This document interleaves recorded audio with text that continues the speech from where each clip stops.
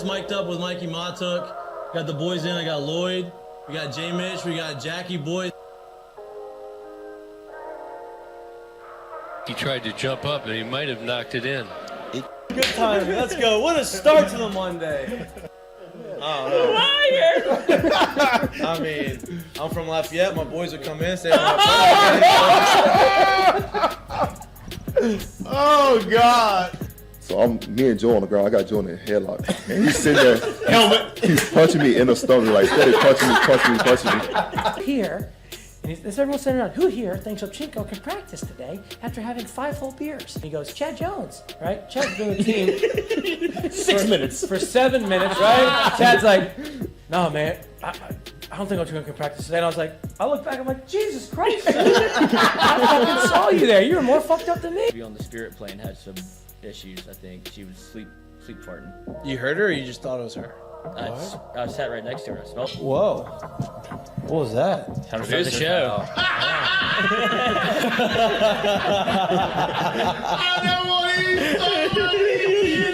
Well, what happened? You had the circus or something. 6'3", I'm waiting. Like, I don't even know what I'd be doing.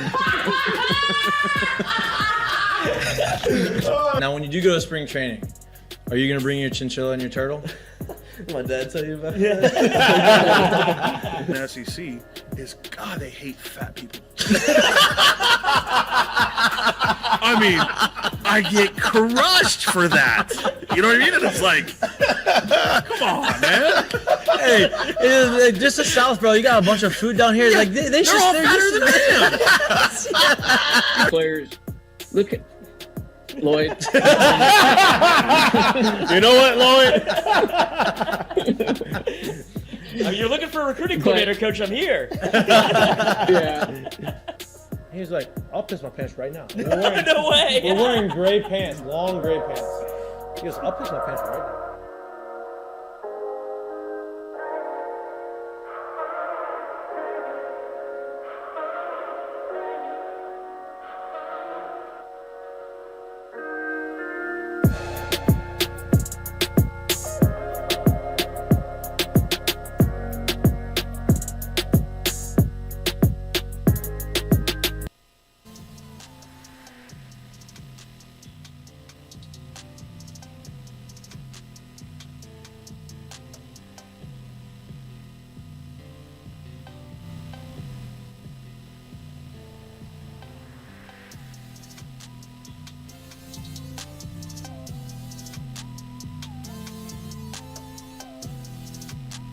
Hello. Good evening and welcome back to Mic'd Up. Today is Wednesday, April 19th. I got a lot of energy. I'm way too caffeinated. So if I'm talking too fast or my eyes don't blink, that's why. All right, I'm giving you a heads up. I am okay.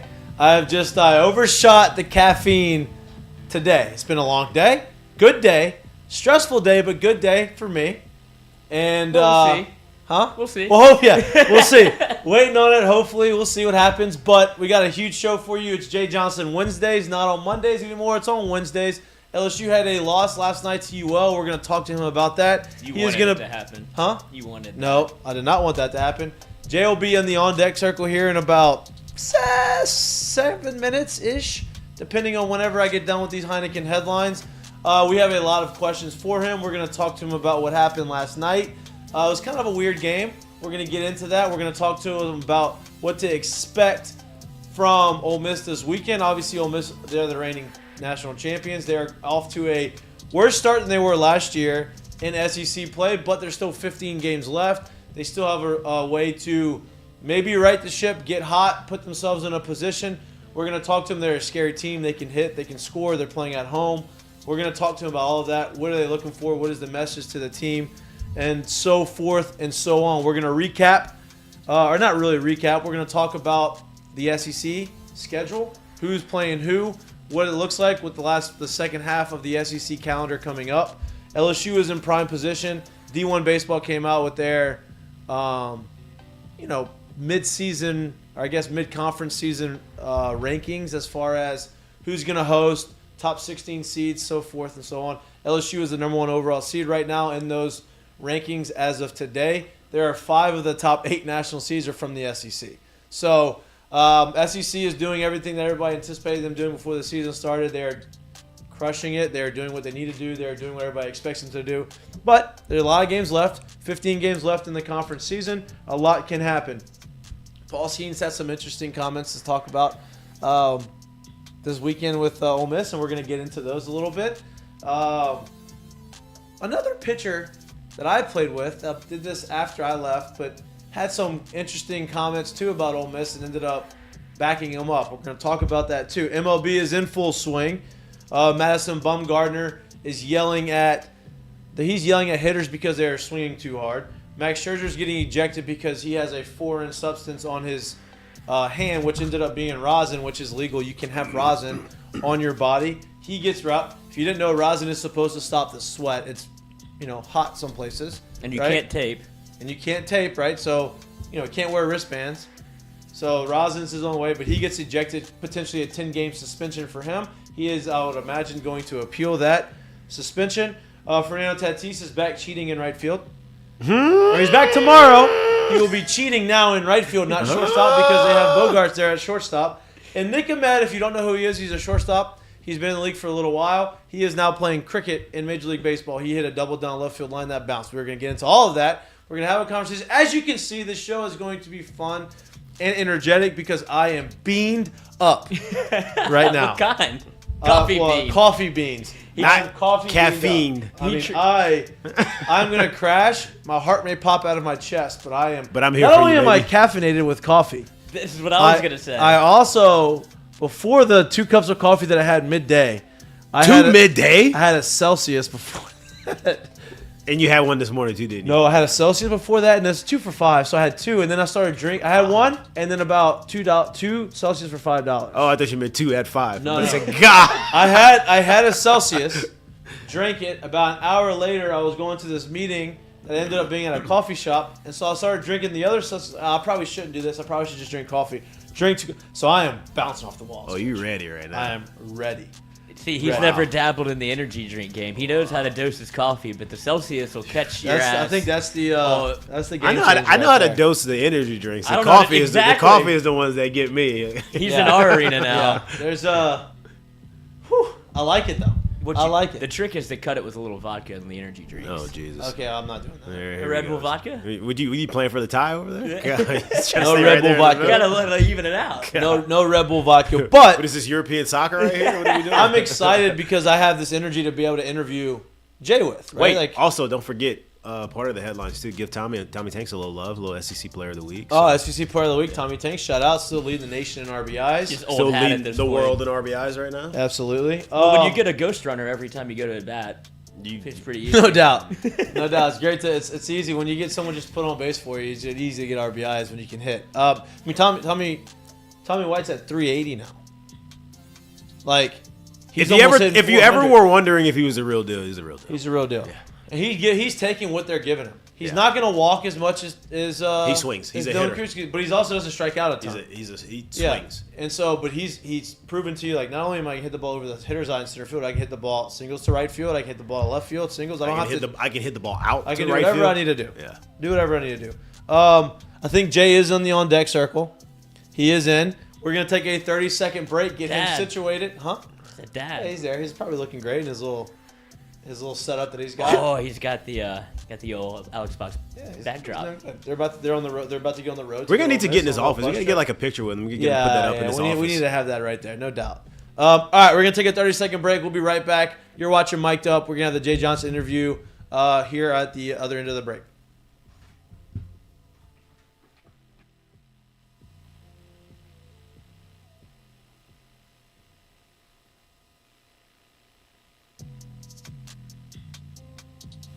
The old the Heineken Silver now, which is very good. Listen, can you put the camera over there? So see if you've seen the show last week, Heineken Silver is the new product that Heineken is promoting, right?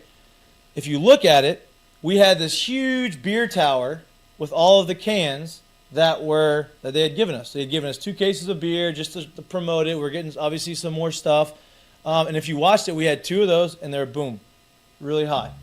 If you look at them now, they're not near as high as they were. which goes to tell you that somebody has been drinking some of the beer in the studio, which is a good sign because it shows you that the Heineken Silver is very good.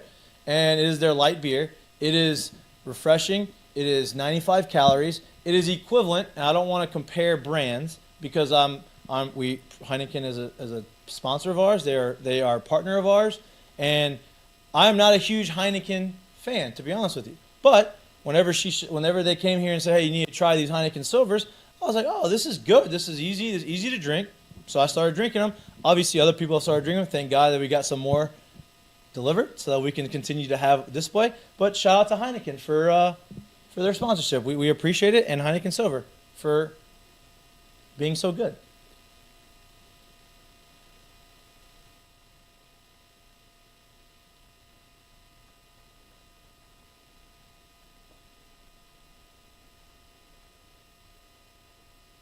Pressure.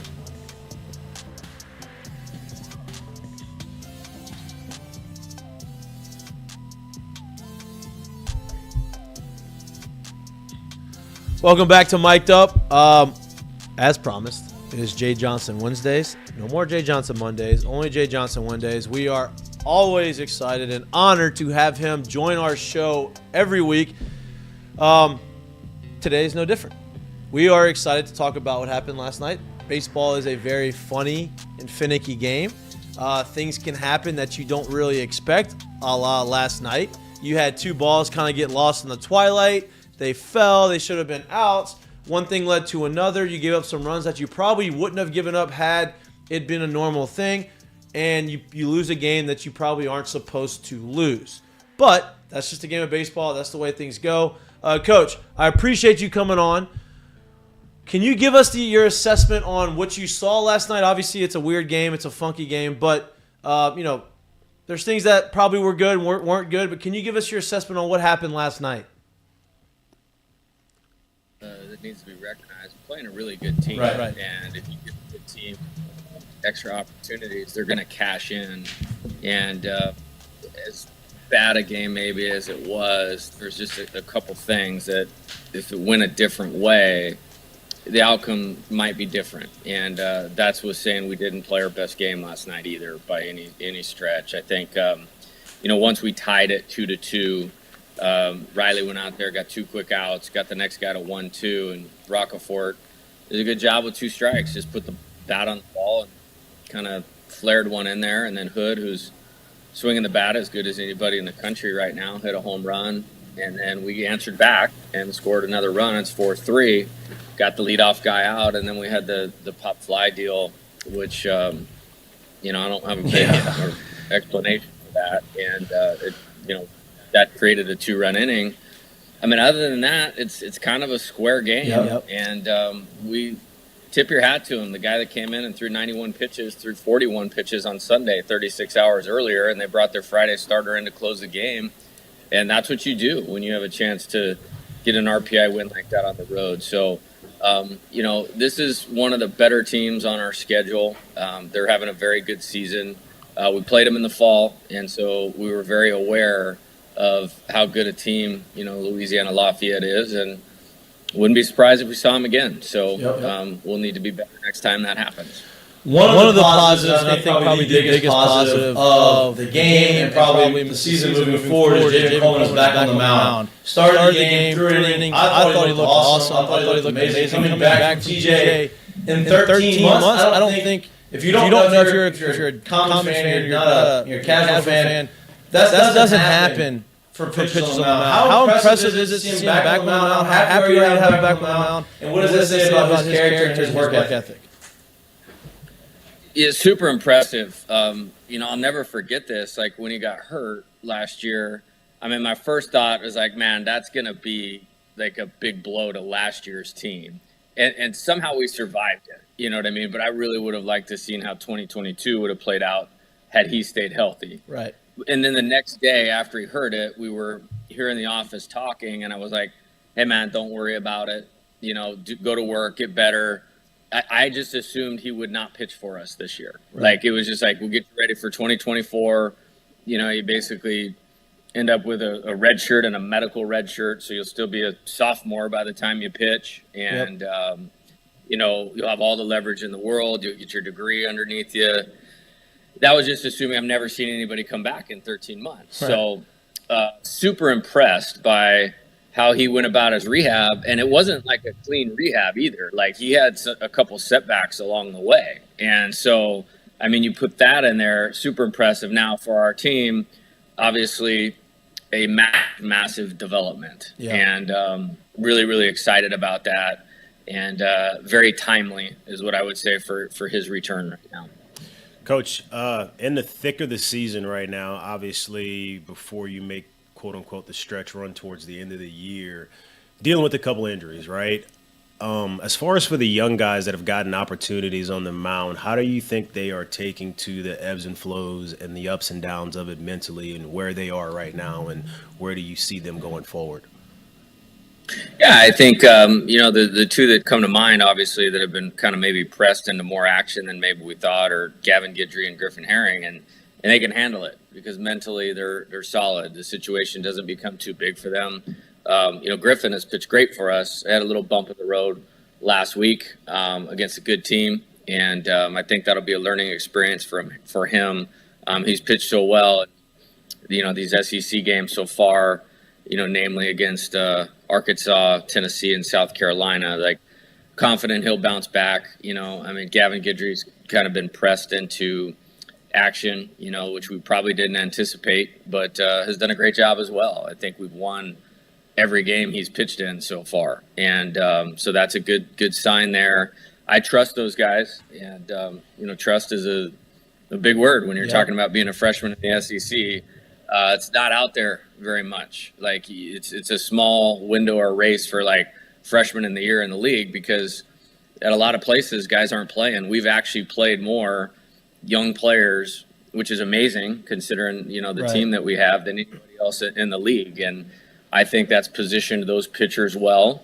And then some of our young guys on the position player side are hurt right now, but they've had a ton of experience, and that'll serve us well as we go down the stretch and as we move forward after this year. First two names that come to mind when I think about this, Jobert and Pearson, two guys who played pretty much every day at least at some point last year. They have been somewhat spotty, I guess, if you will, this year, which is what it is, right? It's a very, very deep team. For you, and this could probably go for almost anyone on the squad, but how have you been able to keep them in it mentally, to not let it slip, to not let the preparation slip, to not let the process of what they need to be able to do to get themselves ready every day slip at all? Yeah, good question. And I think we're getting a lot out of those guys. And, in spite of whatever their numbers are or are not, we inserted Josh back in the lineup right at SEC play, had a really good series at Texas A&M. Had some good at-bats against Arkansas. Got Braden, back in the mix here recently. And I trust those guys. They're veterans. They take good at-bats. As far as keeping them ready, it's just work and communication. I brought Pearson into my hotel, and we talked before the A&M series, talked to Braden several times, and both those guys are really good team guys. Yep. And it is what it is, especially at their positions, the corner outfield and the DH, we're the best offense in the country. We're averaging 10 runs a game. And so matching up on a daily basis is super important. Cade Beloso's kind of got a hot hand right now, so he's taking the DH at bats. Braden had a really good series against Kentucky. Josh was going good earlier. Paxton Kling adds a different dynamic. He's out, so there's a little more at-bats for both of them right now. Jared Jones has swung the bat so well and has matured in his at-bat so well, it'd be really hard for me not to have him in the lineup right now. And so I'm really pleased with all of those guys and how they've handled it, because it is hard to, maybe be a starter one year and then maybe you're in and out the next. But, honestly, we talked about, your team. You guys had some of that going on. And you're the last team to win the last game here. And everybody seemed to handle that really well. And these guys are handling that really well and keeping themselves prepared to play and supporting the guy that's in on that day. So I love Josh. I love Braden. They're both going to get plenty of opportunities. And they both can play here as long as they want to. Yeah. Staying on the mental side of games and how you kind of keep these guys checked in. The next guy I'm going to talk about, I don't think he needs a ton of help because he's the best player in the country. But being in the situation that he's in, being the best player in the country, teams don't want to throw to him. They're pitching around him. It's almost like, hey, I'm going to get up here. I may get one pitch a game to hit, depending on the situation, which blows my mind because the guy behind him leads the country in RBIs, which is ridiculous. But so they're not throwing to him, right? Last night you saw it. He walked 3 times, and then the last at bat, obviously they came to him and threw some strikes. How do you keep him focused, or how do you, I guess not keep him because he does it himself, but what's the conversations you've had with him to be able to keep him focused in those situations? Because I've been in his spot, right, where you know you're not going to get anything to hit, and they're throwing pitches off the zone, you're just taking walks, and all of a sudden you kind of lose that little bit of aggressiveness, and then that one at bat, maybe they sneak a fastball and you end up getting out. How do you keep him locked in mentally, and what are those conversations like? Yeah, he's special and just has a different mind and attitude and motor than really anybody, and talent than any player I've ever coached. I mean, at the beginning of the year, we talked about, Barry Bonds, with the Giants when he was, breaking the home run record and all those types of things. I mean, you were looking at 1 for 2 with a homer and 3 walks or 2 walks and a hit by pitch. And it's like, Dylan, you're going to have some of those games.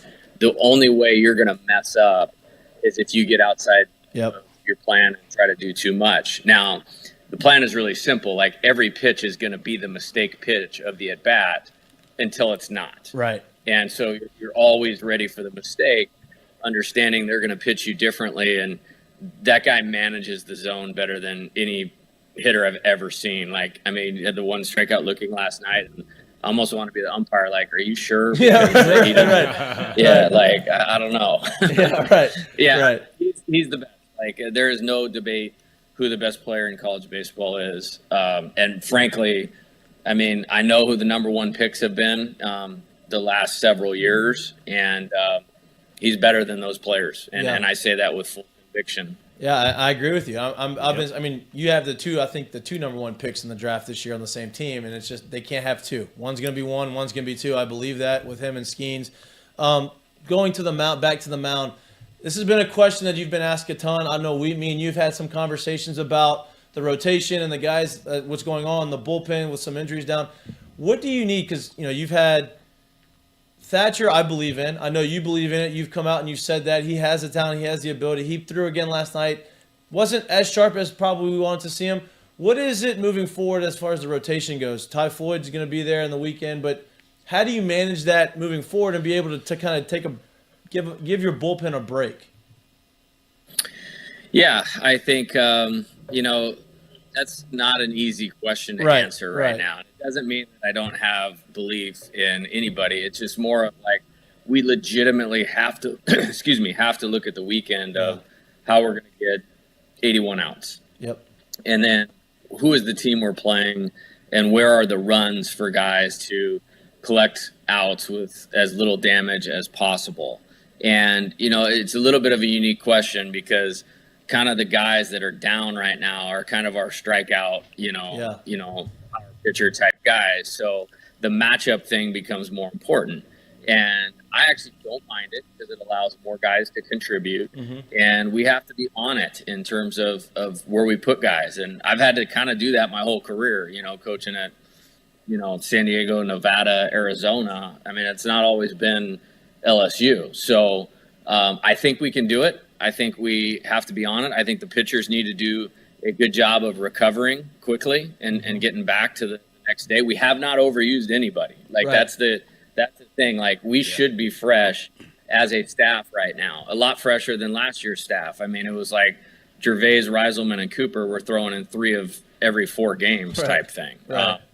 So I think it's just a different path, and it just requires, Coach Wes Johnson and I to look at it very carefully, which we do all the time anyways. And then we got to get them lined up to execute. And that was a frustrating thing about last night is we felt like we had the guys in the right spots. Right. And like I said, I thought Riley pitched well.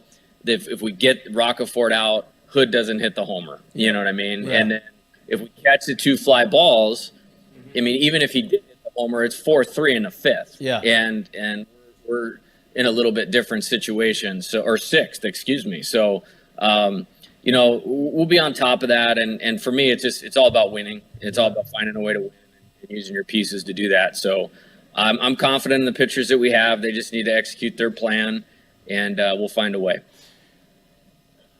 The biggest difference between professional baseball, obviously, and college baseball is professional baseball is much more of a marathon. College is more of a sprint, right?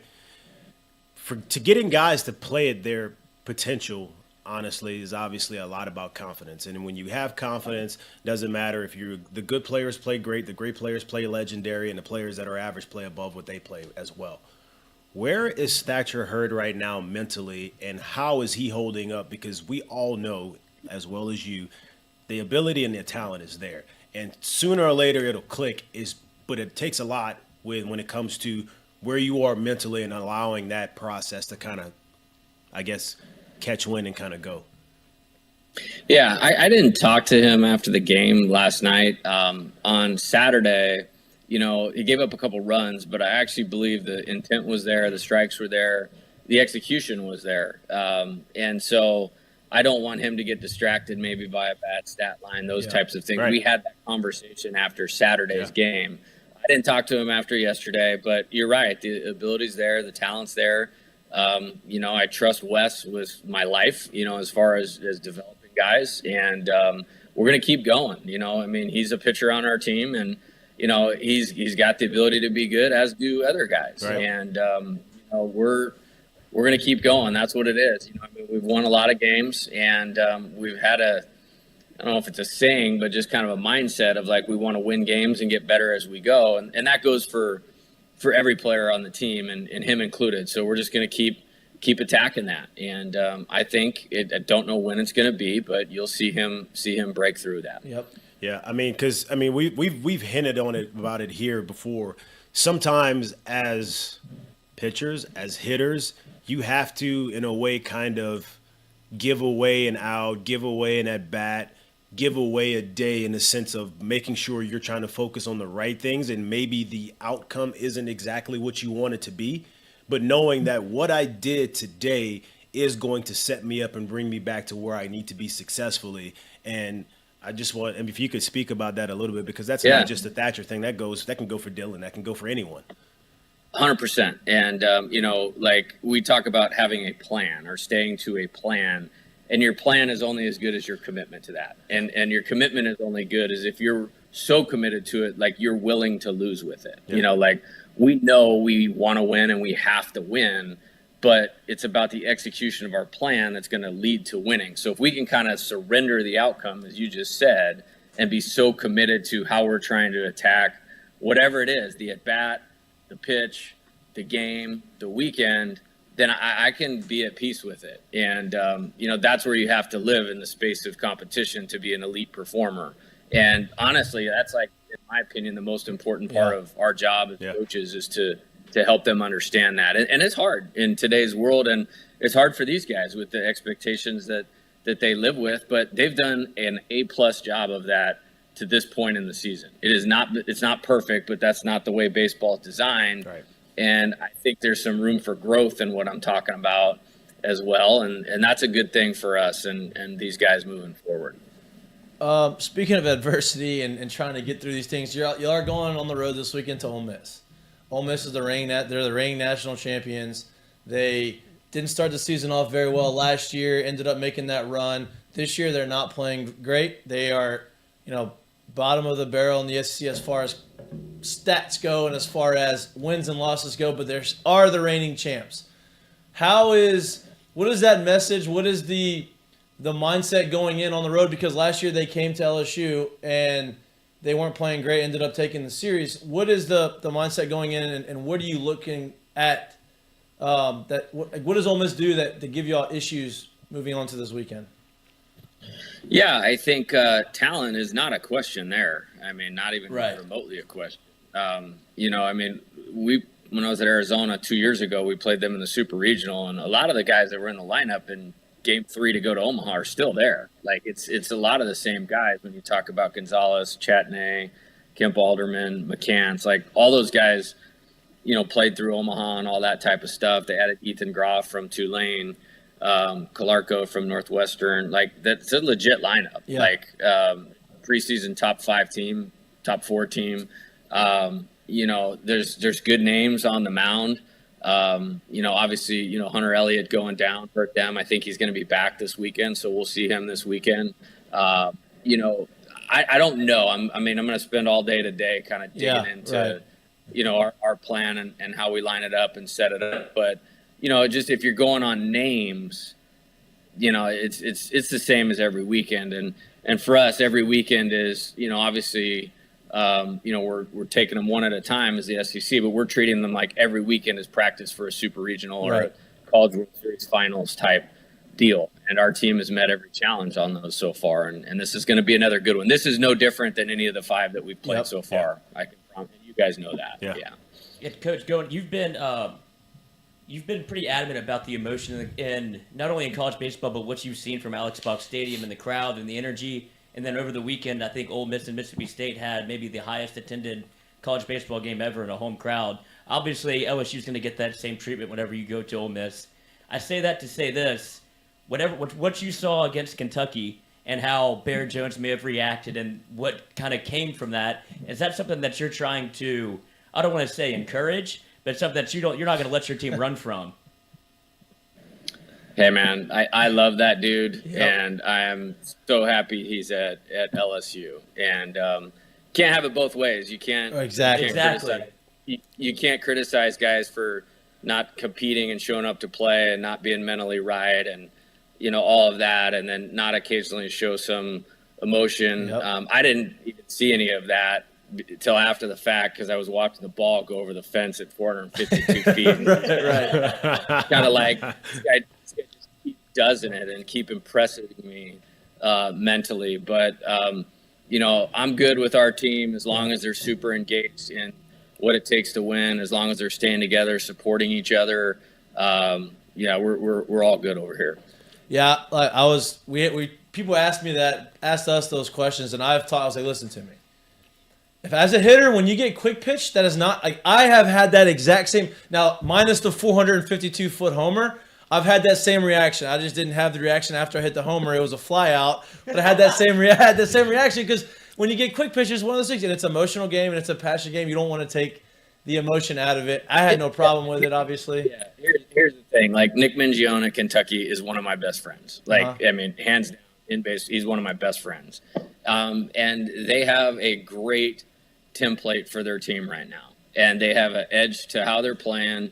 And there was a little bit throughout the whole series. They beat us on Friday night, and they gave it to our team after the game. And so, hey, we want to represent our program and everything with class. There's no doubt about that. But this is an easy team to get behind. If you can't get behind the consistent effort of this team, the competitiveness of this team, then I don't know what to tell you. Yep, no doubt. And I'm behind it. I know a lot of people are behind it. I know it's been fun to watch. Good luck this weekend. I'm jealous because going to Ole Miss is my favorite place to play on the road. It's one of the best environments that you're going to be able to play.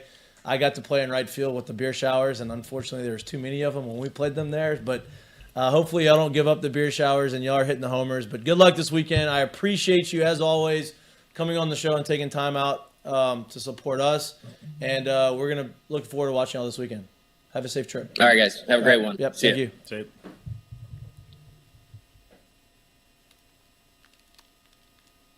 As always, he's great. As advertised. As always, You can't beat the guy. he is great. He does what he Loved does. his answer. No, it's the best.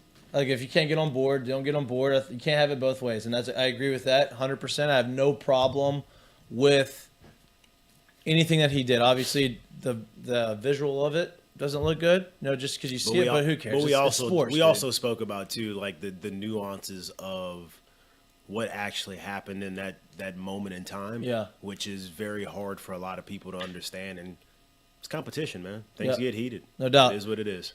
You could tell with the Javen Coleman stuff. You can tell how excited he was because that's a huge lift to the bullpen for Javen Coleman, but also for the that team. staff. Yeah, no doubt, because that's it's a at huge. the right time of the year for them. Like, they're reeling right now, and they're still finding a way to get it done. But he wants more than anything health to come back to this team, to where you can be clicking on all cylinders. No doubt, it's a huge lift to the team. But the this weekend's gonna be fun. Obviously, Ole Miss doesn't have the record that they wanted to have, but they're Ole Miss and they're still good. And it's at home, and You get you LSU can't to take them come lightly. in there. You still got half. Ole Miss doesn't like us. They hate us. You get LSU to come in there. You still have half the SEC schedule left. They got everything they really want in front Yep. of them, honestly, if they turn it on. Yep. So there's a lot of reason for optimism with them still there. And just like y'all said, like, reigning national champions. Yeah. A lot of those guys are returning. They knew where they were last year and what they ended up doing, and it ain't much different for them right now. No so doubt. there's no reason to think that they're going to go in there and this team's going to be cashed in and looking for summer ball already. Yep. That's not happening. No doubt. Jay, as always, is great. I'm glad he came on. We're going to take a minute break, get everything resituated to go regroup and get back to the next topic of conversation. We appreciate y'all watching. We're going to be back in 1 minute. You're watching Mik'd. 723 Government Street. Everybody knows about their Wall of Famous steaks and their hot tamales, but what you may not know is that they're open for lunch every day from 11 to 2. Great people, great environment. Their lunch menu is fire. What's the best thing on the menu? If you haven't tried it yet, you need to try the burger. Unbelievable. Best burger in town. Best burger in town. If you're looking for lunch, 11 to 2 at Dozy Place. Again, they're located on 3723 Government Street. Give them a shot. Actually, you know what? Let's go. Ask Mikie Mitch right now. It's brought to you by our friends at Evco Development. Okay. There we go. Let's give them a shout out, right? I didn't give the read to it. Evco Development's a civil construct. You go ahead and read it, Lloyd. I'm putting together the Ask Okay. Mikie and Mitch. Evco Development is a civil construction company that specializes in new multi-family construction. They specialize in site drainage, site utilities, earthworks, site clearing, house pads, ponds, demo work, hurricane cleanup. So basically anything that is moving dirt, getting a site ready to be built on vertically, has nothing to do with mathematics. Like Lloyd tried to say on Monday, he said he wasn't very sure. He didn't know what was happening with, he's not good at math. But I'm not good at math. yeah, but math doesn't you don't need math. I'm sure maybe there's some sort of thing, but I don't Well, think if that Tyler you need- works there, you're not doing any equations or anything like that. quadratic formula. Yeah, you're not doing the Pythagorean theorem or Oh, anything like nice. that. You like that? And if you're interested, right? These guys are based out of Lafayette. They do a lot of work. They are very experienced in the industry. They've been doing it for their entire lives. And if you're interested and need any help or you want somebody to do a project for you, call Tyler Leday at 318-229-5585. Again, the number is 318-229-5585. They are based out of Lafayette, but they will travel. They will come to you, and they're very good people. They're upstanding people, and they do a very good job. So our friends at Evco Development, Ask Mikie Mitch is brought to you by our friends at Evco Development.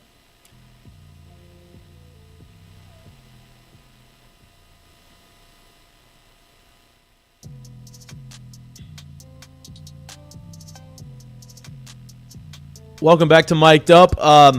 You saw the commercial there for our friends down at Evco. I have to make an update to that. We have to redo the ad at some point because they're growing.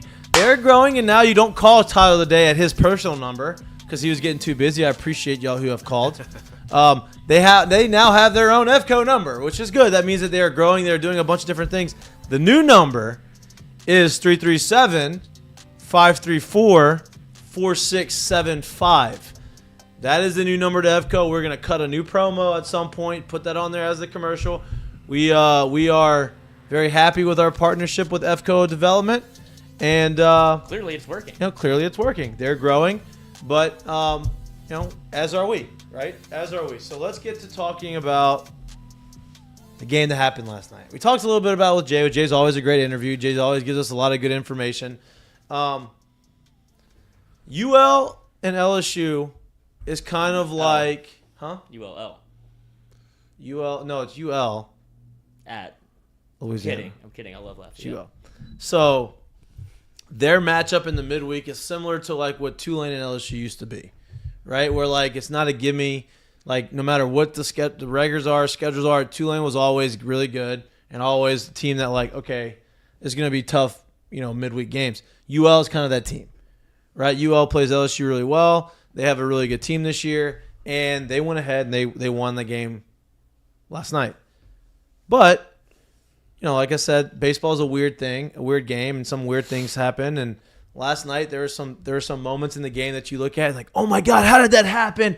Why did they let that ball drop? Blah, blah, blah. Like, yeah, of course. If you don't know and you've never been part of the twilight situation in baseball, That is a very valid question. I'm here to tell you, as an outfielder who has been burned by the Twilight ball a few times in my career, it is the most miserable thing there is in baseball. I'd rather just stare right into the sun than have to deal with twilight, because at least I can get out of the sun. At least I can turn my body and angle it and do whatever. You can catch the sun too sometimes, so it's not that big of a deal. Yeah, you can catch the sun too. I used to have an outfield coach that used to yell, like, if there was sun ball, he'd just be like, catch the damn sun. I'm like, bro.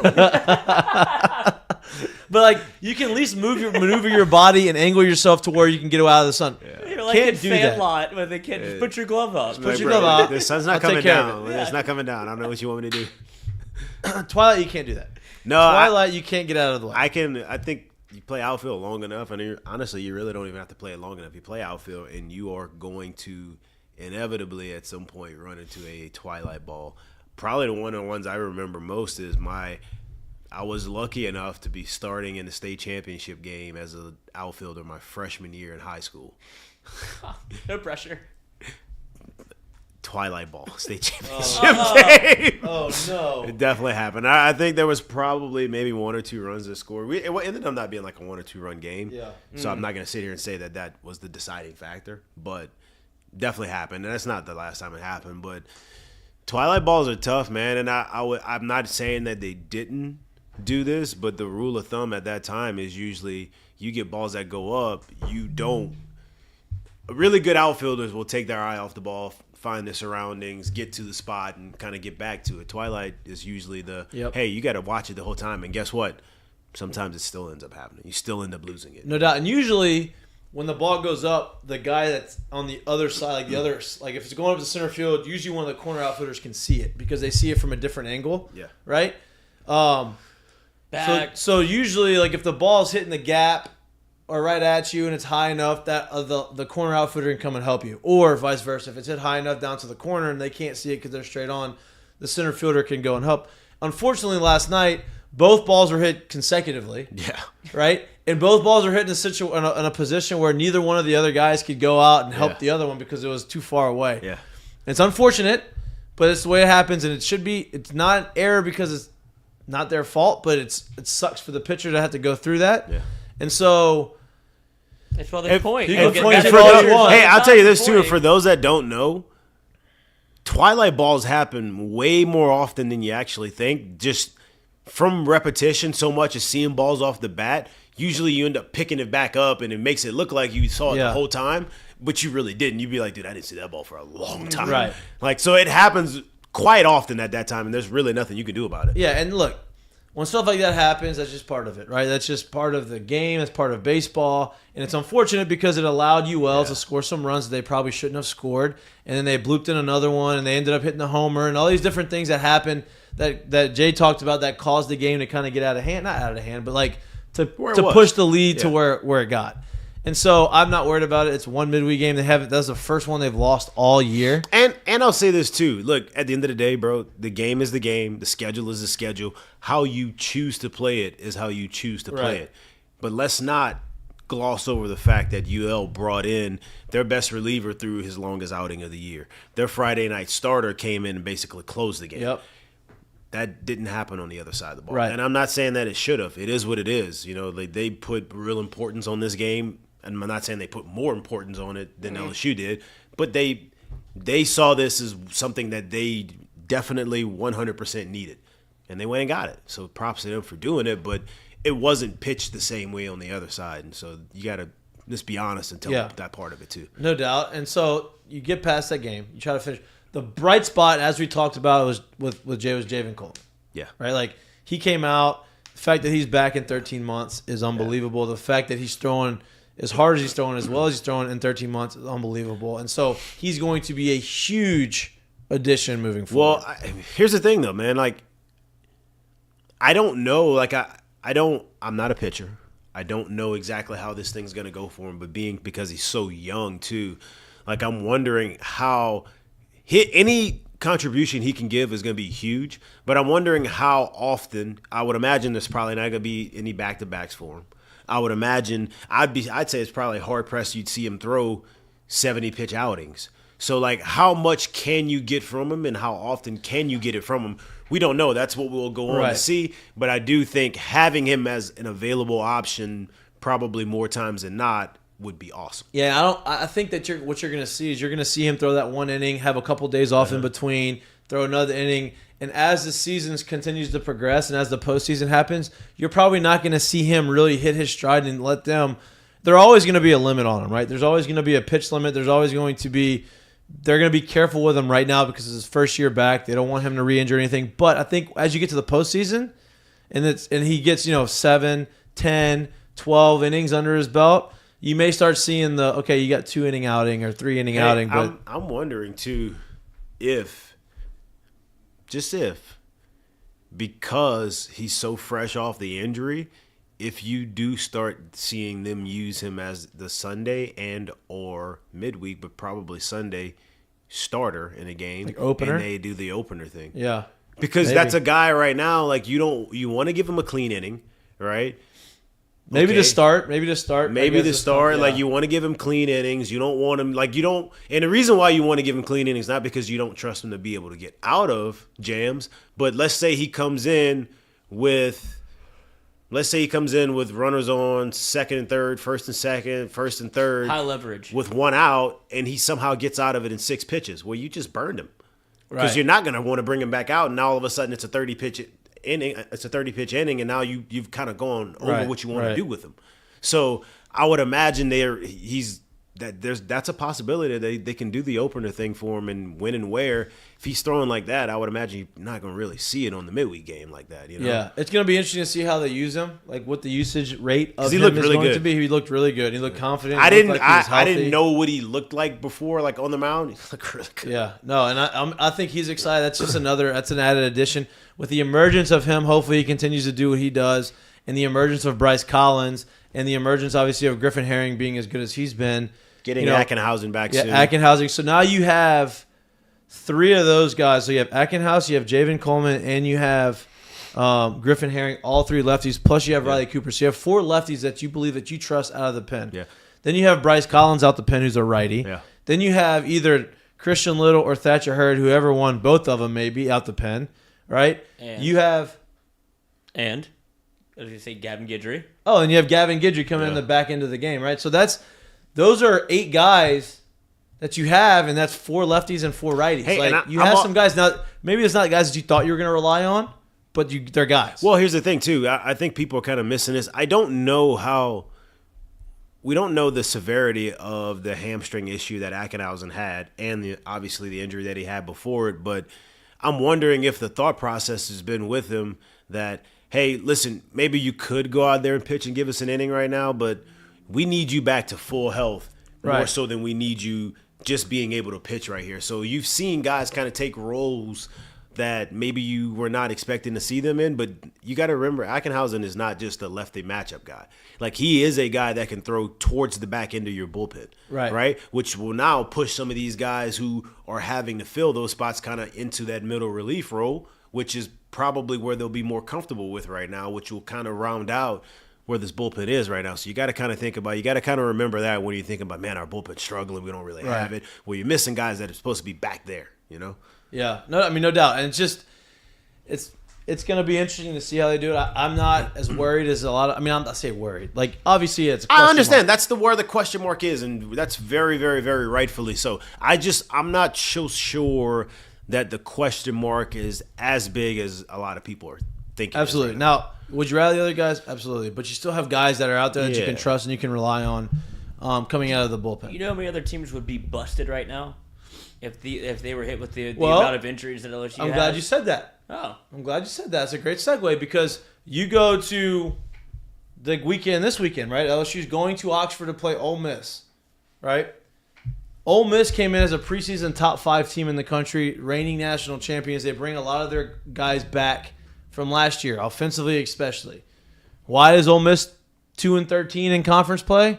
Because their pitching staff is not very good. They had their best guy went down. Jay said that he thinks that he's going to be back for this weekend, of course. But their guy went down, and their other guys have not thrown very well. Like, I was looking at their rotation and their pitching staff, there's only 3 guys on their pitching staff that have a sub-4 ERA. 2 of them are in the 3s, and one of them is a sub-3. Nobody's a sub-2, which is fine, right? Because that sub-2 is like elite. But their starters are all, the ones that have consistent starts, are all 5.5 plus ERAs. And then there's another guy that has 8 starts that I don't think he's starting anymore, has 7.8 ERA. So you want to know why they're 2-13 is because they haven't been able to pitch as well as they had want to. Offensively, they're good. They're solid. They have guys that they're dangerous in the lineup. It's the pitching staff, and this shows you how important the pitching part of baseball is. So how many teams would be excited to have the arms that LSU has, even with the other guys that are hurt? I think Ole Miss will be one of them, because those guys they need some help in the bullpen. They need some help in as far as their pitching staff goes, and LSU's got a lot of it. So it's going to be interesting. I'm not as worried as a lot of people would be, but we'll see what happens.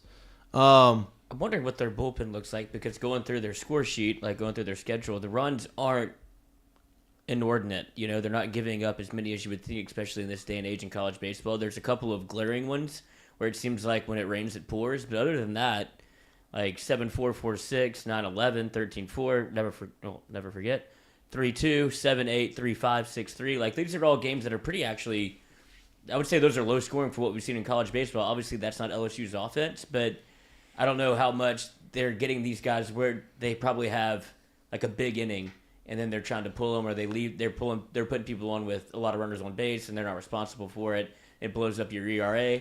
So that's just something to keep an eye on. I was just wondering if they were all going to be 12, 14 games, stuff like that, to where it's like, all right, we're banging in here. Well, the starters, the starters too don't necessarily have great ERA, so I'm imagining they're just not throwing a lot of clean innings, right? And it's maybe they're not giving up 8 or 9, but they're going 5 and giving up 4, giving up 5. Yeah. And if you keep doing that, it's going to be tough to have a good ERA. Yeah, that's what made me wonder about the bullpen, if they're coming in actually being able to shut down a little bit and keep them in games. Maybe. Well, I'm looking at this right now. People want to fact check me, right? They want to go, oh, well, I'll see guys with 0 ERAs. Okay, there's a guy that has a 0 that's thrown 3 innings. There's a guy that has a 0 that's thrown 1.2 innings. ERA. There's a guy that has a 0 that's thrown 3 innings. Like, I'm not talking about the guys that have thrown that. I'm talking about the guys that have thrown, at least 10 innings. Yeah. And they don't have very many that have very good numbers, and that's just part of it. Right now, the scary part about it is they're 2-13. There's 15 games left. They struggled last year. 3-12. 3-12. 3-12. One game better. Just mixing the numbers a little bit. What was where were they at this point? I don't know, but I don't think they were this bad. But they were at the bottom of the barrel. I just don't know if it was this. So you have 15 games, right? Let's just say they're 3-12 right now. Let's just say in the next 15 games they go. They're dying to get 2 this week. Let's just say they go 10-5. That means they're 13-17. That's going to get them into a regional. 13-17 is going to get them into a regional, especially because of the way they finished the season. So we'll see. They have a lot to play for. It makes them a scary, dangerous team, similar to last year. LSU's on the road, so we'll see what happens. I would say this year makes them more dangerous because of what they did last year. Yeah. Right? Like, they put together what they put together at the back end of last year. Makes them more dangerous because this isn't We can turn it on whenever. This isn't uncharted water for them. This isn't unfamiliar territory for them. Now, I think what it does, though, is that LSU, like, the teams aren't going to be as, they're not going to let their guard down anymore because they saw what happened last year. So, no doubt. Speaking of this weekend, though, Paul Skenes is the ace. He's the guy. He's the engine in the pitching staff in the rotation. He's been nothing. I mean, he's been the best pitcher in the country. He comes out and he talks about. They're trying to ask him these questions about the atmosphere at Ole Miss and beer showers and all these types of things that Ole Miss has, been known to do. And his response, and I thought it was awesome, said that I don't think that there's going to be very many beer showers this weekend. And I love that, right? And like people are like, "Oh, why would you do that? Why would you, give them bulletin board material, whatever, let a sleeping dog lie, this type of thing." Well, there was another guy that was a very good right-handed pitcher here. His name was Kevin Gausman. This was his draft year. Kevin Gausman's draft year, 2012. He said something similar, except for the sense of this is what Kevin Gausman said. This is 2012. "I'm not too worried about the atmosphere there because they've always been our little brother." And proceeded to go out and throw a 2-hitter.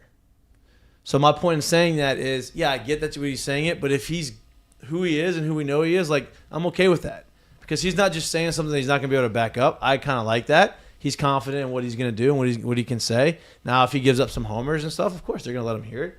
That's the way it was, right? And that was another question, is they asked Paul Skenes, like, about the emotion and about the kind of stuff that happened with Kentucky. And one of his quotes was, one kid was looking at me as he walked to the plate. I struck him out on 3 pitches, and he looked at me as he walked back. I was just like, what are you doing? I'm just speaking from my experience. There wasn't a lot of back and forth. I feel like it was pretty one-sided. Basically, like, hey, y'all can talk as much shit as y'all want to me, but if you're going to talk shit, you're going to try to intimidate me while looking at me, don't strike out on 3 pitches. Because I'm better than you, and I know that I'm better than you, and I'm not going to back down. I freaking love that. I got no problems. No problems. None. No chirping there is Look me in my general. face. I got no worries. Like I said, it's something that I probably enjoy. Courtesy I of Go didn't Nation. expect it from Your boy. Kentucky. Courtesy of Go Nation. I just saw, one kid was looking at me as he walked up to the plate, and I struck him out on 3 pitches, and then he looked at me as he walked back, and I'm just like, what are you doing? So, just speaking from my experience, wasn't a whole lot of back and forth. It was just like, I'm like, what are you doing, bro? But I felt like it was pretty one-sided. I mean, they might have been saying their stuff, but we said the last piece. Love that. I feel like there's probably a little bit more colorful language in that. Yeah, no doubt. I love that, though. I mean, what else do you want? You know what I mean? And the motion spilled over to Bear Jones and all. I mean, I have no issue with that whatsoever. No, you can't, especially from somebody that's continually. It's almost like he thrives on that a little bit. I don't think he's going out and looking for it, but we've talked about this a little bit all year because LSU's been number 1 all year, where they have a target on their back and teams are going out there and trying to find some way to get underneath, whether it be get a W against Paul Skenes, get under your skin, something like that, to where they try to shake LSU up, and that does not seem to be the avenue in which works for Air Force member Paul Skenes. Right. Doug, this weekend's probably going to be a little heated too. Obviously, it's going to be like this every weekend, and I love that. That makes for a fun weekend and Makes a fun for an series. interesting back half, a good stretch to once you get to May and kind of towards the playoffs a little bit. I like it a lot, honestly. No doubt. Makes me like, yeah, maybe. But this is what you play. Like, you almost play. How long were y'all ranked 1 for? And We weren't ranked the whole year. Not the whole year. Okay. We got down to like 6 or that something. was like 2013 that they were 1 for most of the year with Bregman. Either way, regardless, it just feels like whenever you have that, you start rolling and you get that target on your back, that's when the games start getting a little bit. Well, you get up for every series. Yeah, well, I was about to say now it's because now you're looking at it and it's you get that feeling that like, hey, it's kind of a playoff atmosphere, intensity. If at worst just on the field, maybe not so much in the stands, but like that's how they're coming at us every inning. So it kind of makes you heighten that sense of competitiveness, man, and I love that. I'm with that every day. Absolutely love I live for a little bit of that. I could do that. I could go for some of that when I leave here now. Like I like that. Well, here's the thing about it is like baseball's such a long year. It's government street, baby. You need getting something to kind of get you. Hey, Absolutely. man, It what's takes up? one. If I don't have to bring, if we always used to say this was a funny thing we used to say where it didn't really matter kind of where you were, but it was a thing you went with on midweek games, and then obviously as you get in the pro ball and you start playing in to smaller stadiums and smaller crowds, it was the thing we used to say was, hey, so separately, bro, you got to bring it yourself. Well, when teams are bringing this every day, it's not sold that separately. It's already implemented into it, and now you can kind of get up a little easier. So No doubt. I like it. No doubt. And like we said, the schedule, as far as like records, it kind of eases up, but you still have teams that are talented. Alabama was ranked preseason. Ole Miss was ranked top 5 preseason. You have teams that want to beat you. They want to do the things that, they're SEC and they're very good. Speaking of the SEC, before we go to another little short break and before we get off of the baseball conversation, let's go through the baseball schedule and the matchups because we are through the midway point of of SEC play. LSU is 2 teams. Well, there's two series that start tomorrow. Yep. You got the Arkansas at Georgia and the Florida at South Carolina. That's a big one too. So Florida, South Carolina is a big one, Huge. right? Like Kind of Florida- start seeing some of those, the top of the league kind of break up a little bit with just for sure because somebody's got to lose. Yeah, they're about to go through their gauntlet, Yeah. right? Vanderbilt's playing at Tennessee, which That's- Tennessee is not ranked anymore, and they're a projected 3 seed right now. I would imagine, you said it before, you think that Tennessee is going to Colin, that's my upset series of the weekend right there. But like these are if Vandy goes and sweeps Tennessee and they keep doing like okay, they're doing what they need to do, but I believe that Tennessee is going to have to do or die for them. Right? They don't want to be a 3 seed. Arkansas is playing at Georgia. Georgia has upset. They took 2 or 3 from Kentucky. Kentucky proved when they came to LSU that they are competitive and they're not just A&M for show. Yeah. Now you got A&M rounding in the form. They're going to Kentucky, but A&M's won their last 3 series. They were a Final Four team last year. 7-8 in conference now. Like they're getting hot. Like that could be another upset weekend as well, if you want to call it that. Mississippi State plays Auburn. Mississippi State in that first round of like field of 64, whatever it is for baseball. Mississippi State is is like one of the last teams in or whatever however they do it in baseball. So they're as of now they're in there. So they're going to be desperate. They're going to be trying to win some games. They're playing at Auburn. Alabama plays at Missouri. So you're going to start seeing some shakeup in the SEC right now, especially with the top tier teams. Right? Hopefully LSU continues to do what they need to do. We said before, if you win series, that's the most important thing. I would like to see them sneak some sweeps in there. But the most important thing is winning series. Is winning series. So I want to go through the standings right now. All right. So you got Vandy is 13-2. They're 29-8 overall. Florida is 11-4. South Carolina is 10-4. Kentucky is 10-5. Right. Those are all in the East. Arkansas is 11-4 and LSU is 9-5.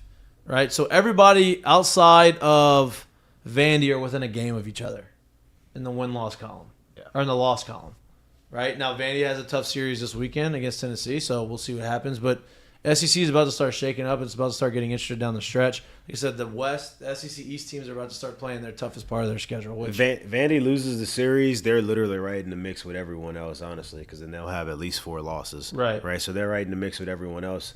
If Vandy wins the series, it really wins it or sweeps it, it kind of puts them out in front a little bit. Gives them a little bit of distance in between everyone else. No doubt. Especially both coming off of when you talk about Vanderbilt and Tennessee.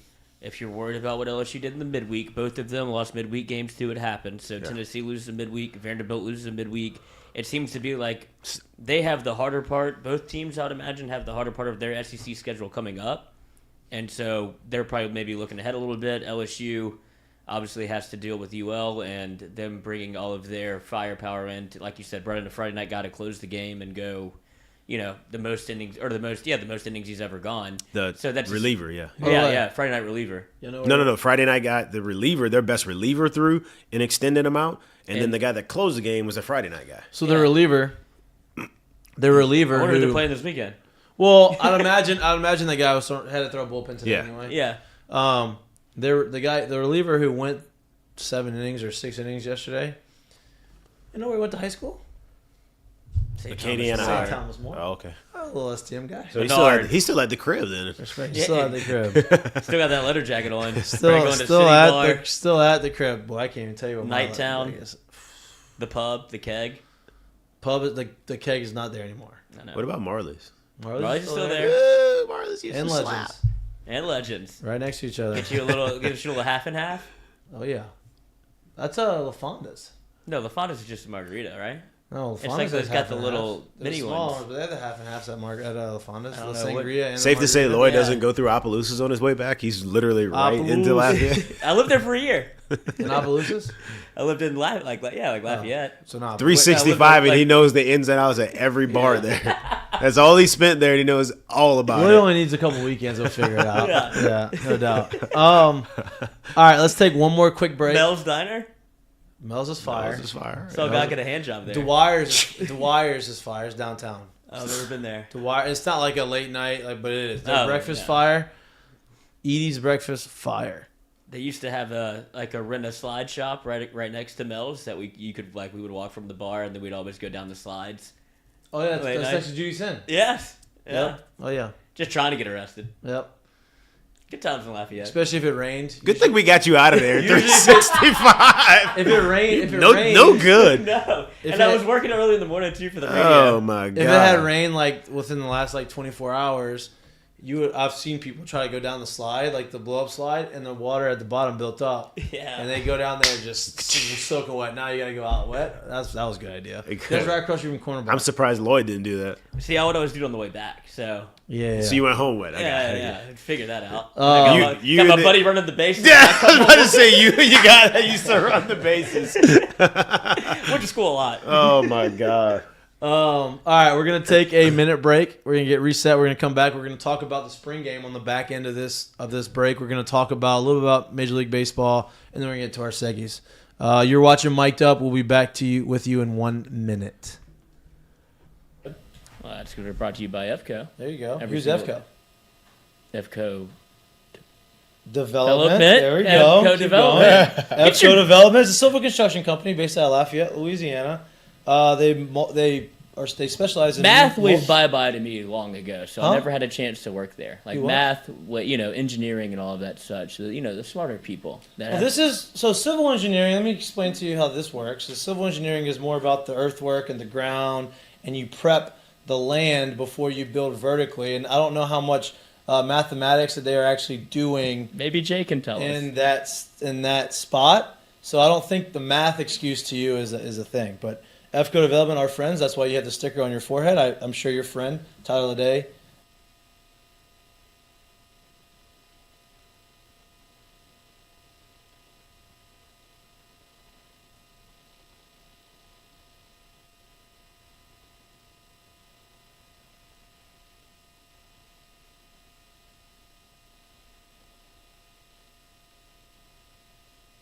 Steaks and their hot tamales, but what you may not know is that they're open for lunch every day from 11 to 2. Great people, great environment. Their lunch menu is fire. What's the best thing on the menu? If you haven't tried it yet, you need to try the burger. Unbelievable. Best burger in town. Best burger in town. If you're looking for lunch, 11 to 2 at Dozy Place. Again, they're located on 3723 Government Street. Give them a shot.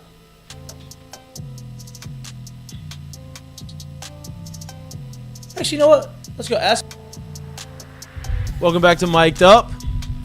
Whoa. Mikey Mitch right now is brought to you by our friends at Evco Development. What's going on here? We're back? Okay, welcome back to Mic'd Up. That's probably that. What just happened is probably what's just like that's a preview of what's going through my brain right now. I was about to say that's what I see every weekend. There's a lot of flickering in and out of my brain right now. My mind's there was like the mice, the mice go on the wheel. It is just spinning right now. I can't turn it off, but it's okay. That's a good thing. As long as you think so. What are your best intros of the year? We're making it through this. We're making it through. LSU spring game is Saturday. Fast rewinded a year ago. Spring game. There's a lot of interest in the spring game because you had a new quarterback come in. Who was going to be the quarterback? Who was going to be the guy? What is Nussmeier going to look like? What is Jaden Daniels going to look like? The spring game it is what it is. It's hard to put too much stock into the spring game. It's pretty vanilla. All the reports, all the things that I've heard about behind the scenes of Jaden Daniels is he looks great. The ball's coming out better. He's making the different reads, and obviously you don't really know until the game is played. There's been multiple reports. They did an interview with Mike Denbrock where he said, we are changing a little bit, or I want to change a little bit of what we called from last year to this year, in terms of throwing it downfield. Obviously, that was a huge point of contention for LSU football and LSU football fans, where they were, I don't know how sustainable this is. How can you win? You're not utilizing your weapons. They can all go downfield. I understand all of that. You have to realize the situation that Jaden was in, where he came in late into the process, new offensive coordinator, and they just kind of pieced it together. Now they have a full offseason together. All that said, you will not see shit in the spring game. Right. That's where LSU is now. You're not going to see anything very interesting. I will still go. You're going to be there. I'm not going to be there. I'll watch or I'll see the highlights of it. It's part of the next progression of him is getting familiar with your offensive coordinator. You have a system that you've been there for 2 years in a row. You're bringing all these guys in. That's important. No excuse. No excuses, right? That's the thing, right? And that's really the only thing. I'm not really looking to see anything specific in the spring game. There's just nothing you're going to see. I'd like to see some of the other guys that have come in outside of the quarterback position. The OV, I'm not going to try to pronounce his last name. Kid from Texas. Yep, OV from Texas. is playing alongside Harold Perkins. He has some really good things to say about Harold Perkins, talking about how athletic he is. One thing he did say about him that did not shock me is saying that not only does he enjoy playing with him on the field, but off the field he's loud. You always hear him from across the locker room. He's funny. Like, just watching him on the field and the way he interacts, I see that personality in him. Right? This guy's like that because he's super confident on the field and super athletic. So I just imagine he's super confident in himself off the field, and his personality shows. And like I just see that. It kind of shocked me just a little bit because you don't see anything from him ever outside of just on the football field. So he's got a good way of, I guess, compartmentalizing the two personalities, I guess, because even when he was on LSU Gold and they asked him, it was after the Arkansas game, like usually the guy that got the game ball gave a post-game speech, and they called Harold Perkins up there for the first time, and he was like, speech, and he was like, let's get our ass home. It's cold as hell here. And that was all he said. Yeah. But you could tell obviously he's from New Orleans. He's got that personality, but he just hadn't shown it yet. But that might be his next evolution. Tell you what, they have a chance to have their linebacking core is going to be really good with those three. Harold Perkins, Ovi, and Omar Spates from... Omar Cumming. Huh? The Wire. Oh, I was like, what? Okay. I didn't watch The Wire. I know it's a great show. But I haven't watched. But those three, those are three solid, really solid linebackers to have on your team. So I wanted to talk a little bit about that. It's fun because that means football season is getting a little bit closer, but it's also but not near as close as you would think it is. Right. Like take what. Look, after this, they have a huge break. For me, I don't like. Maybe it's because I play baseball for so long, but for me, I don't really think football season's close until Major League Baseball All-Star Game happens, and I'm like, all right, now we around the corner. And then when August hits, is when mock draft season starts with fantasy football. That's when you know football season is close, right? Speaking of mock drafts, there's a lot of real mock drafts going on for the NFL draft that is going to be next Thursday. Hopefully, we have some insight as to who the Saints are looking at. We're going to have some Saints conversations next week. I'm going to go ahead and ask this now. Okay. Yes or no, Saints trade up in the draft? I don't think they need to. I do have a question. This got posed to me the other day, right? I think Juwan Johnson's solid, right? I think he's good. I think he's a good receiving threat as a tight end. I think that he showed that he can get in the end zone. He can make some plays happen, even with an offense that was... Huh? They re-signed him. They re-signed him, right? So I think that they like him enough. I don't believe that he's the everyday guy at tight end because he's not going to block. So people are like, well, who do you draft? Like, obviously, defensive tackle in the first round. That's kind of what everybody's been clamoring for. My question is this. You know who the 4th rated tight end is in the draft right now? Reed Gilbert.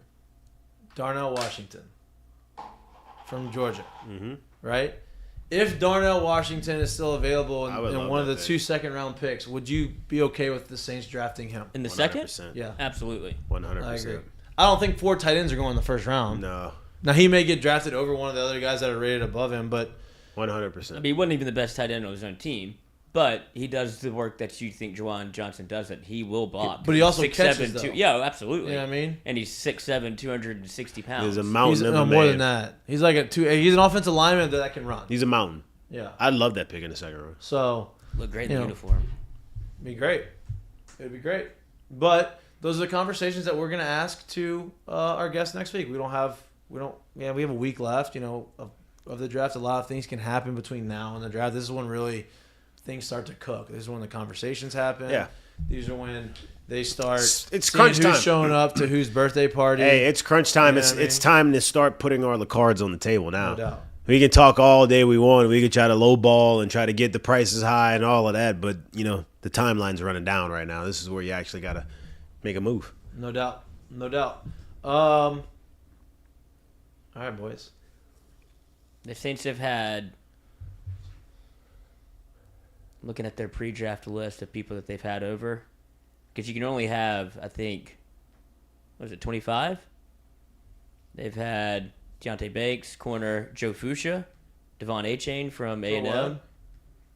Joe Fucha, Yeah, safety. What is it? What are you reading out though? The pre-draft, like the visits? prospects, the visits and workouts that they've For held. the Saints? Yeah, Deontay Banks is a corner. Hendon Hooker. So wait, they've had A-Chain as a visit? Mm-hmm. It's interesting too, because he's not going to go in the first round.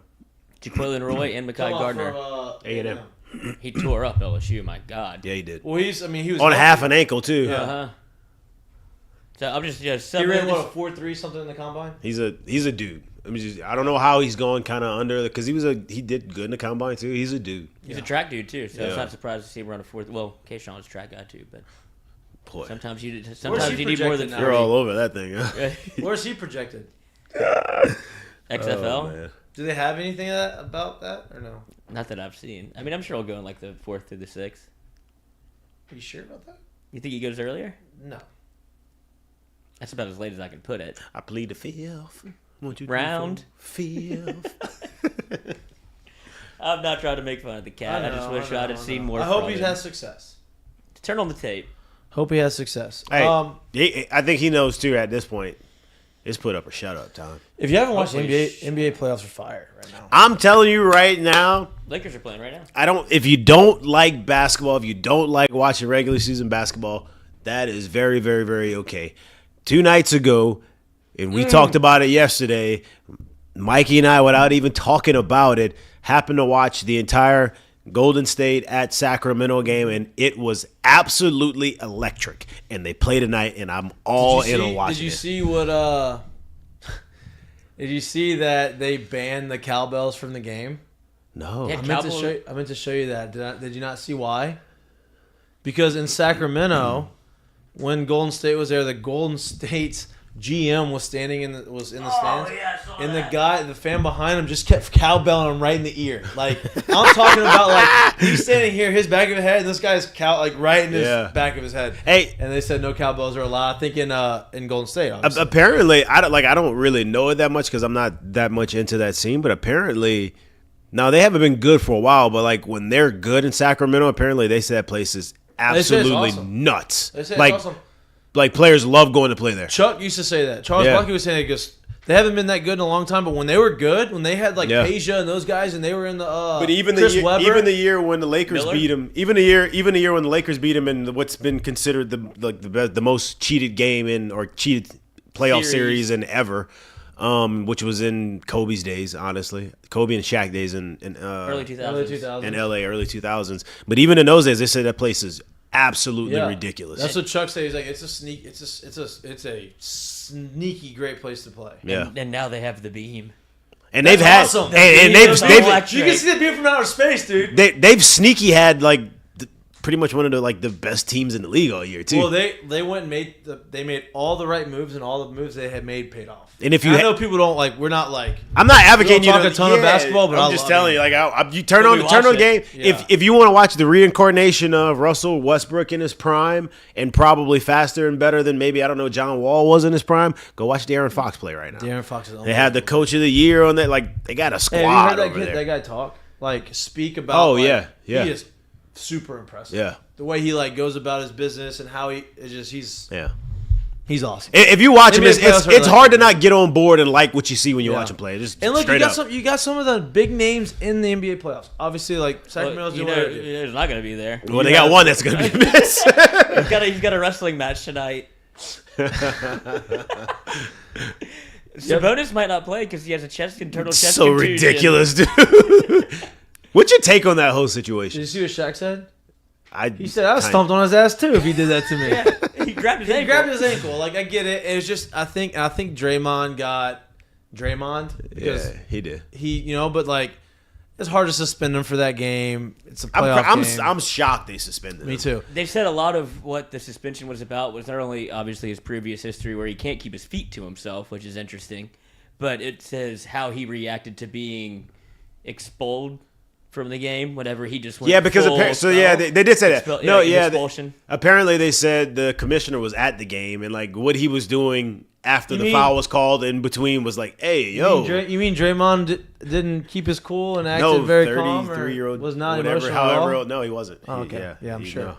Sure. So they said that played a lot into it because he didn't handle it the way that because they're obviously in the back of everybody's mind that was a That's a cup throw away from Malice at the Palace. Right. That's like if they do something to him, Draymond will go into the crowd. Yeah. And so they're trying to keep. See, their- I don't. Hey, if you watch the live feed, I don't think he Russell went to. Russell hey, did it. if you watch Yeah, the but I live, don't think if he you would watch do it. that game live, there was a guy right behind their bench with a Kings jersey on, like 2 rows up. That was like 2 fists, 2 fingers, and it was on the camera for a good 15 seconds. I'm like, wow, they're really showing this thing right here. And he was giving it to Draymond, and Draymond was like right back at him the whole time too. I'm like, wow, Yeah, I mean, this that's is aggressive right That's here. what makes it look. It's physical. It makes it fun.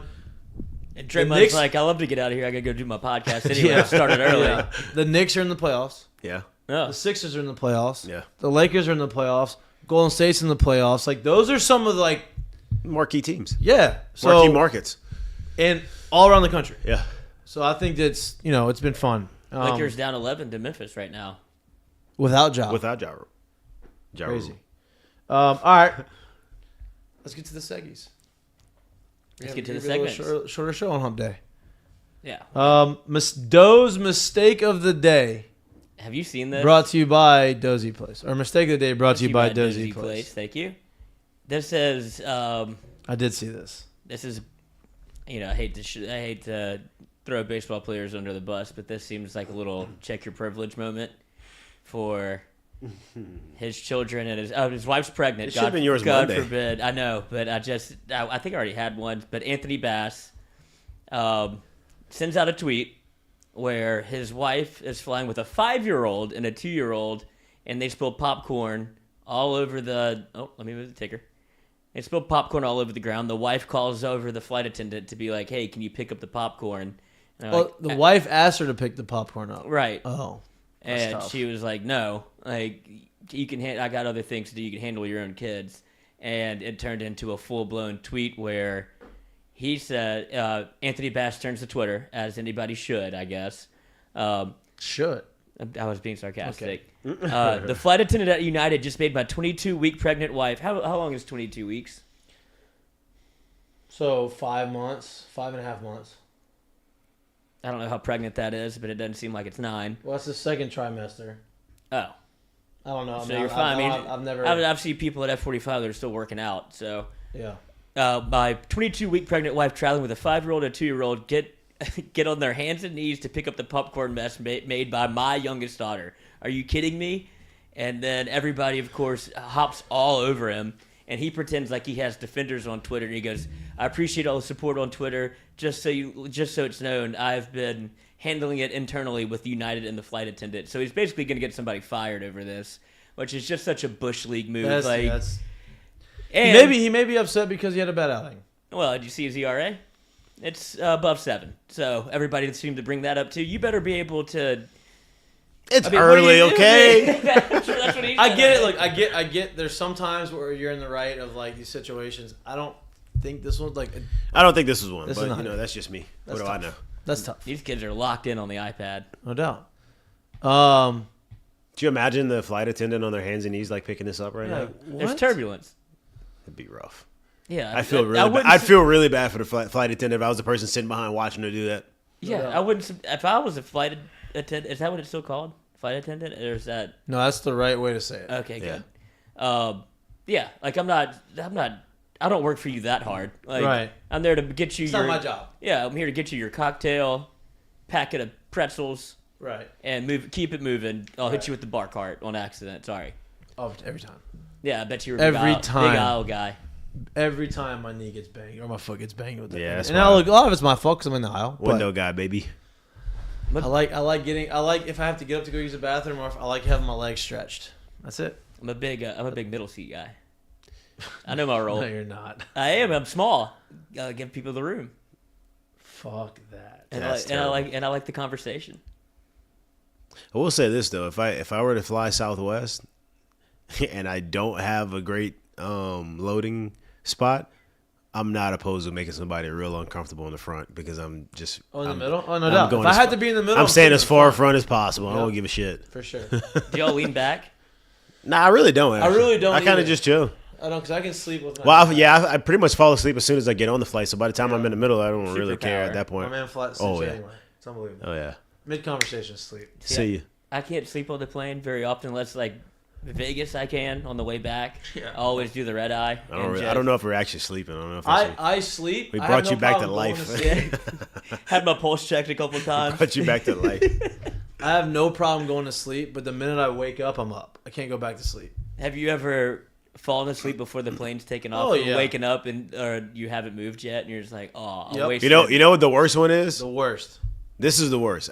Sometimes I've had it on a short flight. Sometimes I've had it where I fell asleep again, like in the middle of the flight. But when you land and you're still asleep and you swear you just hit your death. Yeah. My bad. I'm sorry. No doubt. Or you're sleeping so good, you're like, I really don't want to go anywhere. No Like, doubt. I'm good. I've like usually come after Vegas or something like that. I've fallen asleep, landed, and not felt that I landed. Oof. Like I'm like, whoa. And then I've had to like the lady next to me or the girl, whoever was next to me, like, hey, we're here. You get up. Hell yeah. I always get the tap for the takeoff, like, hey, Oh, I know. Yeah, I'm like, leave me dude, alone. Go away. I'm already out. Yeah, go away. Yeah, it's when you get Odell'd. Yeah, probably. I haven't wearing pants. Yeah, I am. I am wearing pants. He wasn't responsible because I was sleeping. This man took his pants off. Nobody's doing that. He's on drugs. Like, no. Come on, Just man. tired. Don't do him that. What a wild time. That was wild. Still Wild got time. signed. 1 year, $15 million, all He did. guaranteed. Yep, with incentives. All right, let's get to our curtain calls. Curtain calls are brought to you by our friends down here at Assured Partners. And? Me. Okay. Got a lot of stuff cooking in the insurance world. If you need some insurance, commercial insurance, call me. Ooh, Shout. I don't have- plug. I need to put my number here. Not my number, my office number. Plug it in, baby. Curtain calls. Who wants to go first? I'll go first because All we didn't. I mean, we mentioned and talked about it the other day, but I already had a curtain call, and admittedly, I don't really have one today, so I felt like I should probably talk about it. Perfect. Really cool to see where you rewind 5 years ago, and he's getting snatched out of the second half of a national championship game to 5 years later after really getting drafted when they just paid the quarterback. And now, a couple days ago, he signed the richest to-date contract in the NFL. yeah. Shout out to Jalen Hurts. Jalen Hurts. That's awesome. Absolutely. Absolutely. And if you don't know anything about his actual team behind him, it's an all-females team. His agent that he has reached out to him DM'd him. DM'd him on Instagram, and that's how it ended up happening. So it's like now she's the president she's the of Clutch, right? She's the president of the football division of Clutch Sports. yeah. Which, if you don't know, is Rich Paul, who is LeBron's manager or whatever it is. LeBron's guy, whatever it is. But she runs that now, so it's actually it's a really cool story, Yeah, that's honestly. awesome.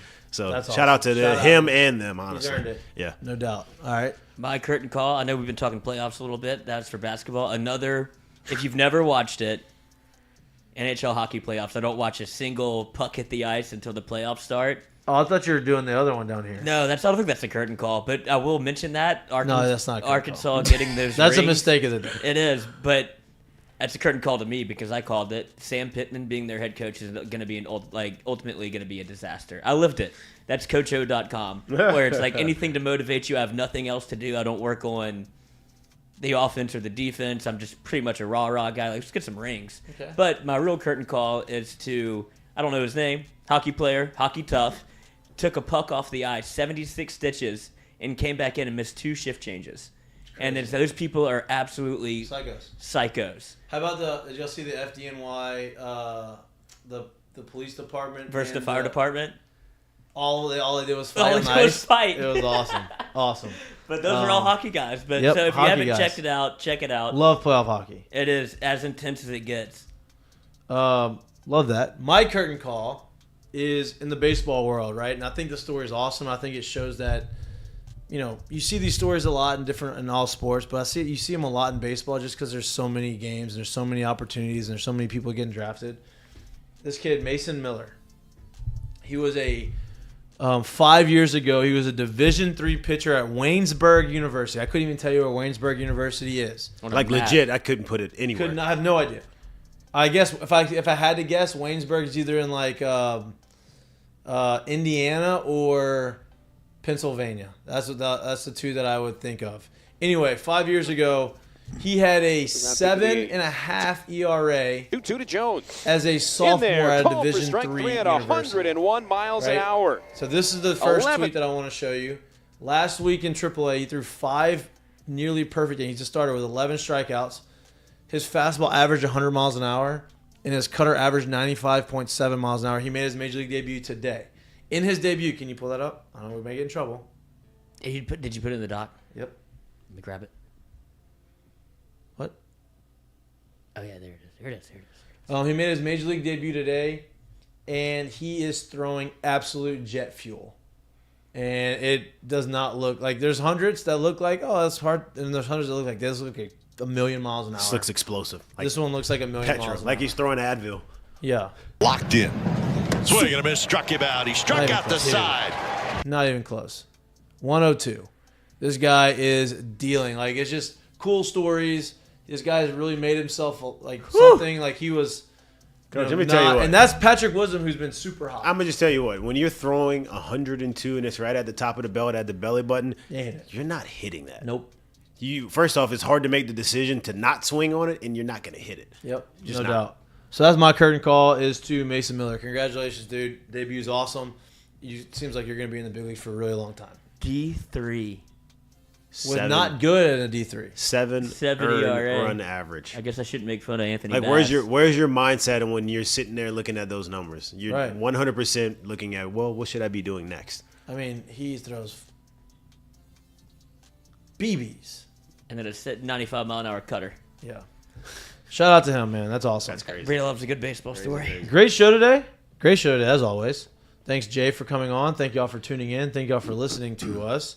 We will be live again Friday from in studio 1 to 3. We are going to give you a more in-depth preview of the LSU Ole Miss series. Talk about the Friday game, the matchup that we have going on this Friday. Enjoy the rest of your hump day. Enjoy the rest of your week. We'll see you again on Friday. If you have not liked and subscribed to our page, please do so. Hit that button. Hit that button. Click, click, click, click. We like to see those clicks. We like to see those likes. And if you do watch it and you have subscribed, go ahead and suggest us to a few friends because baseball season is right in the middle of everything. SEC baseball, college baseball, it's the best content that you're going to get, especially in the SEC, LSU in particular. And then after that, we're going to talk a lot of Major League Baseball at the end of this. So go ahead, like this. If you don't watch us and you can't watch us and you travel and you like to listen to us, or anywhere you get your podcast, so go ahead and give us a shot. We appreciate all the support. We will be back again live on Friday. See you. See you. Peace.